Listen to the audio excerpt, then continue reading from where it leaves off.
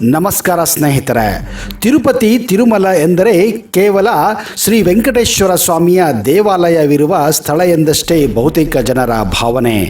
ಹೌದು, ವೆಂಕಟೇಶ್ವರ ದೇವಾಲಯವು ಅಲ್ಲಿನ ಪ್ರಧಾನ ಆಕರ್ಷಣೆಯೂ ಹೌದು.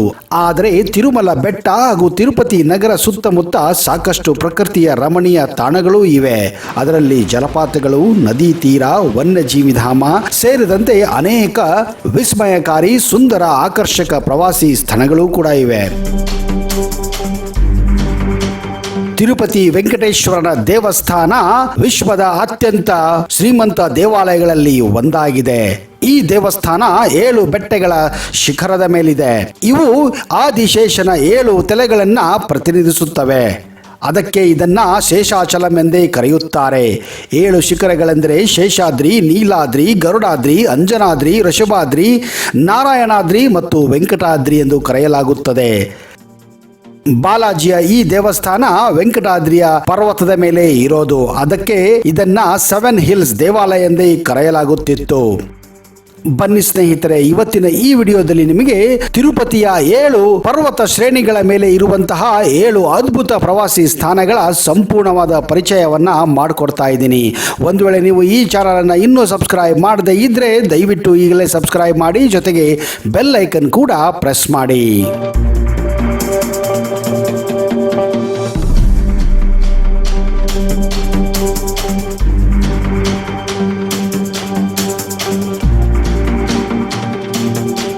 ತಿರುಮಲ ವೆಂಕಟೇಶ್ವರ ದೇವಸ್ಥಾನ ಆಂಧ್ರ ಪ್ರದೇಶ ರಾಜ್ಯದ ಚಿತ್ತೂರು ಜಿಲ್ಲೆಯ ತಿರುಪತಿ ಬಳಿ ಇರುವ ತಿರುಮಲ ಬೆಟ್ಟದಲ್ಲಿದೆ.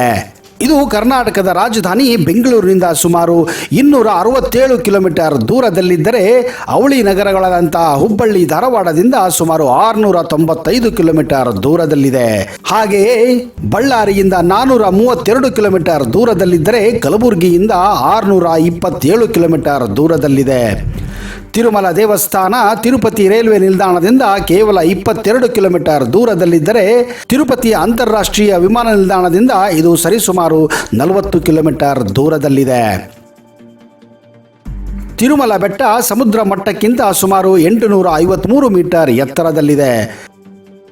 ಬನ್ನಿ ಹಾಗಾದ್ರೆ ಈ 7 ಬೆಟ್ಟಗಳ ಮೇಲಿರುವ ಆ ಅದ್ಭುತ ಪ್ರವಾಸಿ ಸ್ಥಾನಗಳ ಒಂದೊಂದೇ ಪರಿಚಯನ ಮಾಡಿಕೊಳ್ಳೋಣ. ಪಾಪವಿನಾಶನಂ. ಪಾಪವಿನಾಶನಂ ತೀರ್ಥ, ಪಾಪವಿನಾಶನಂ ಜಲಪಾತ ಎನ್ನುವುದು ತಿರುಮಲ ಸುತ್ತಲಿನ ಒಂದು ಸುಂದರ ಪ್ರವಾಸಿ ಸ್ಥಾನ. ಇದು ಶ್ರೀ ಬಾಲಾಜಿಯ ದೇವಸ್ಥಾನದಿಂದ ಕೇವಲ 7 ಕಿಲೋಮೀಟರ್ ದೂರದಲ್ಲಿರುವ ಜಲಪಾತವಾಗಿದೆ. ಇದು ರಮ್ಯ ರಮಣೀಯ ರೋಮಾಂಚಕಾರಿ ಜಲಪಾತವಾಗಿದೆ. ಇದರಲ್ಲಿ ಸ್ನಾನ ಮಾಡಿದ್ದೆಲ್ಲ ಪಾಪವು ನಾಶವಾಗುತ್ತದೆಯಂತೆ. ಇದೇ ಕಾರಣ ಇದನ್ನ ಪಾಪ ವಿನಾಶನಂ ಎಂದು ಕರೆಯಲಾಗುತ್ತದೆ. ಇನ್ನು ಇಲ್ಲಿಗೆ ಸಮೀಪದಲ್ಲಿರುವ ಅಣೆಕಟ್ಟಿನಿಂದ ಈ ಜಲಾಶಯಕ್ಕೆ ಸದಾಕಾಲ ನೀರು ಹರಿದು ಬರುವಂತೆ ವ್ಯವಸ್ಥೆ ಮಾಡಲಾಗಿದೆ. ಈ ಅಣೆಕಟ್ಟಿನಲ್ಲಿ ಅನೇಕ ಸುಂದರ ಮೀನುಗಳನ್ನು ಕೂಡ ಸಾಕಲಾಗಿದೆ. ಇನ್ನು ಜಲಪಾತ ಬಳಿ ತಲುಪಲು ಪ್ರಕೃತಿಯ ಮಧ್ಯೆ ಕಲ್ಲಿನ ಜಾಡುಗಳ ಮೇಲೆ ನಡೆಯುವುದು ಒಂದು ಉಲ್ಲಾಸಕರ ಅನುಭವ ಕೂಡ ಆಗಿದೆ. ತಿರುಮಲ ಬೆಟ್ಟಕ್ಕೆ ಹೋದರೆ ಈ ಪಾಪ ವಿನಾಶನವನ್ನು ತಪ್ಪದೇ ಭೇಟಿ ಕೊಡಿ. ಶಿಲಾತೋರಣಂ. ತಿರುಮಲ ಬೆಟ್ಟದ ದೇವಾಲಯದಿಂದ ಕೇವಲ 3 ಕಿಲೋಮೀಟರ್ ದೂರದಲ್ಲಿರುವ ಈ ಬಂಡೆಗಳು ಕಮಾನಿನ ಆಕಾರದಲ್ಲಿ ಅದ್ಭುತ ನೋಟವನ್ನು ಒದಗಿಸುತ್ತವೆ. ಈ ಶಿಲಾತೋರಣ 8 ಮೀಟರ್ ಅಗಲ, 3 ಮೀಟರ್ ಎತ್ತರವನ್ನು ಹೊಂದಿದ್ದು, ಇವು ನೈಸರ್ಗಿಕವಾಗಿ ರೂಪುಗೊಂಡ ತೋರಣದಂಥ ಆಕೃತಿಯಾಗಿವೆ. ಸುಮಾರು 2500 ವರ್ಷಗಳಷ್ಟು ಹಳೆಯ ಶಿಲಾರಚನೆಗಳು ಇದಾಗಿದ್ದು, ನೈಸರ್ಗಿಕ ಶಿಲೆಗಳೇ ತೋರಣದ ರೀತಿಯಲ್ಲಿ ಜೋಡಿಸಲ್ಪಟ್ಟಿವೆ. ಸಾಕಷ್ಟು ಹಿಂದೆ ಪ್ರಾಕೃತಿಕ ಸವಕಳಿ ಉಂಟಾದಾಗ ಘಟ್ಟದಲ್ಲಿ ತಿರುಮಲ ಪರಿಸರದಲ್ಲಿ ರೂಪುಗೊಂಡಿದ್ದೇ ಈ ಶಿಲಾತೋರಣ ಅಥವಾ ಶಿಲಾ ಸೇತು.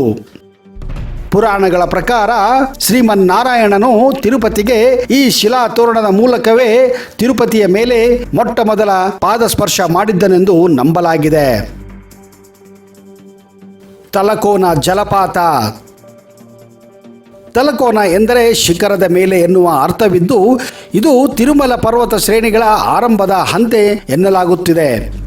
ತಲಕೋನ ಜಲಪಾತ ತಿರುಪತಿ ಪಟ್ಟಣದಿಂದ 58 ಕಿಲೋಮೀಟರ್ ದೂರದಲ್ಲಿದೆ. ಇಲ್ಲಿ ಇದು ಸುಮಾರು 270 ಅಡಿಗಳಷ್ಟು ಎತ್ತರದಿಂದ ಜಲಧಾರೆ ಧುಮುಕುವುದನ್ನು ನೀವು ಕಾಣಬಹುದು. ಇದು ಆಂಧ್ರ ಪ್ರದೇಶದಲ್ಲಿನೇ ಅತಿ ಎತ್ತರದ ಜಲಪಾತವೆನಿಸಿದ್ದು ಚಿತ್ತೂರು ಜಿಲ್ಲೆ ಮತ್ತು ಆಂಧ್ರ ಪ್ರದೇಶದ ಪ್ರವಾಸಿ ತಾಣಗಳಲ್ಲಿ ಒಂದಾಗಿದೆ. ಇಲ್ಲಿನ ನೀರಿಗೆ ಔಷಧೀಯ ಗುಣವಿರುವುದಾಗಿ ಹೇಳಲಾಗಿದೆ. ಕಪಿಲ ತೀರ್ಥ ಅಥವಾ ಕಪಿಲೇಶ್ವರ ದೇವಸ್ಥಾನ ಇದು ತಿರುಪತಿ ಪಟ್ಟಣದಿಂದ 5.5 ಕಿಲೋಮೀಟರ್ ದೂರದಲ್ಲಿದೆ. ಇದೊಂದು ಶಿವನ ದೇವಾಲಯವಾಗಿದ್ದು ಕಪಿಲ ಮುನಿಗಳು ಇಲ್ಲಿ ಶಿವನನ್ನು ಪ್ರತಿಷ್ಠಾಪನೆ ಮಾಡಿದ್ದರೆಂದು ನಂಬಿಕೆ ಇದೆ. ಈ ದೇವಾಲಯವು ತಿರುಮಲ ಪರ್ವತದ ಗುಹೆಯ ಪ್ರವೇಶ ದ್ವಾರದಲ್ಲಿದೆ. ಇಲ್ಲಿ ಪರ್ವತದ ಮೇಲಿಂದ ಬೀಳುವ ನೀರಿನ ಧಾರೆ ನೇರವಾಗಿ ದೇಗುಲದ ಪುಷ್ಕರಣಿಗೆ ಬೀಳುವುದನ್ನು ನೀವು ಕಾಣಬಹುದು. ಇದನ್ನು ಕಪಿಲ ತೀರ್ಥ ಎನ್ನಲಾಗುತ್ತದೆ. ಆಕಾಶ ಗಂಗೆ ಅಥವಾ ಆಕಾಶ ಗಂಗಾ ಎನ್ನುವುದು ತಿರುಮಲ ಪರ್ವತ ಸಾಲಿನ ಇನ್ನೊಂದು ಸುಂದರ ಜಲಪಾತ. ತಿರುಮಲದಿಂದ ಸುಮಾರು 1.5 ಮೈಲು ಅಂತರದಲ್ಲಿ ಈ ಪ್ರಾಕೃತಿಕ ರಮ್ಯ ತಾಣವಿದ್ದು ಇಲ್ಲಿನ ನೀರು ಸಹ ಅತ್ಯಂತ ಶುದ್ಧವಾಗಿದೆ. ಪ್ರವಾಸಿಗರು ಆಕಾಶಗಂಗೆ ಜಲಪಾತಕ್ಕೆ ಇಳಿಯಲು ಮೆಟ್ಟಲುಗಳು ಕೂಡ ಇವೆ.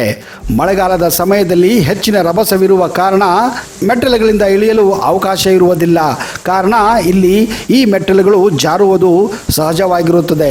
ಇಲ್ಲಿ ಜಲಪಾತದ ಪಕ್ಕದಲ್ಲಿಯೇ ಅಂಜನಾದೇವಿಯ ಸನ್ನಿಧಿಯೂ ಇದ್ದು ಆಂಜನೇಯನ ತಾಯಿಯಾದ ಅಂಜನಾದೇವಿ ಇಲ್ಲಿ ತಪಸ್ಸನ್ನು ಆಚರಿಸಿದ್ದಳು ಎನ್ನಲಾಗಿದೆ. ಒಟ್ಟಾರೆ ಇದೊಂದು ಪ್ರಕೃತಿ ಪ್ರಿಯರ ಪ್ರವಾಸಿ ಮೆಚ್ಚಿನ ಸ್ಥಳವಾಗಿದೆ.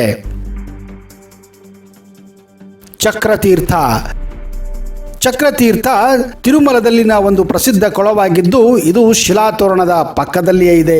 ಈ ಸ್ಥಳದಲ್ಲಿ ಸ್ವಯಂಭೂ ಲಿಂಗವಿದ್ದು ತಿರುಪತಿಯಲ್ಲಿನ ಜನಪ್ರಿಯ ಪ್ರವಾಸಿ ಸ್ಥಾನಗಳಲ್ಲಿ ಇದು ಒಂದಾಗಿದೆ. ವಿಷ್ಣುವಿನ ಸುದರ್ಶನ ಚಕ್ರ ಇಲ್ಲಿ ಬಿದ್ದ ಕಾರಣ ಈ ಕೊಳಕ್ಕೆ ಚಕ್ರತೀರ್ಥ ಎಂದು ಕರೆಯಲಾಗುತ್ತಿದೆ. ಶ್ರೀ ವೆಂಕಟೇಶ್ವರ ಜೈವಿಕ ಪಾರ್ಕ್ 1987ರಲ್ಲಿ ಸಾರ್ವಜನಿಕ ವೀಕ್ಷಣೆಗೆ ಮುಕ್ತ ಮಾಡಲಾಯಿತು.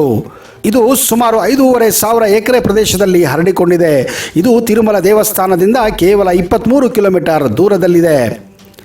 ಈ ಪಾರ್ಕಿನಲ್ಲಿ ಆನೆ, ನವಿಲು, ಜಿಂಕೆ, ಗಿಣಿ, ಚಿರತೆ ಇತ್ಯಾದಿ ವನ್ಯಜೀವಿಗಳನ್ನು ನೀವು ಕಾಣಬಹುದು. ಈ ಜೈವಿಕ ಪಾರ್ಕ್ ಬೆಳಗ್ಗೆ 8 ಗಂಟೆ 30 ನಿಮಿಷದಿಂದ ಸಾಯಂಕಾಲ 5 ಗಂಟೆ 30 ನಿಮಿಷದವರೆಗೆ ತೆರೆದಿರುತ್ತದೆ. ಒಂದು ವೇಳೆ ನೀವು ತಿರುಪತಿಗೆ ಹೋದಾಗ ನಾನು ಹೇಳಿದ ಈ ಸುಂದರ ಪ್ರವಾಸಿ ಸ್ಥಾನಗಳನ್ನು ದಯವಿಟ್ಟು ಭೇಟಿ ಕೊಡಿ. ಅಲ್ಲಿಯವರೆಗೆ ಜೈ ಹಿಂದ್, ಜೈ ಕರ್ನಾಟಕ ಮಾತೆ.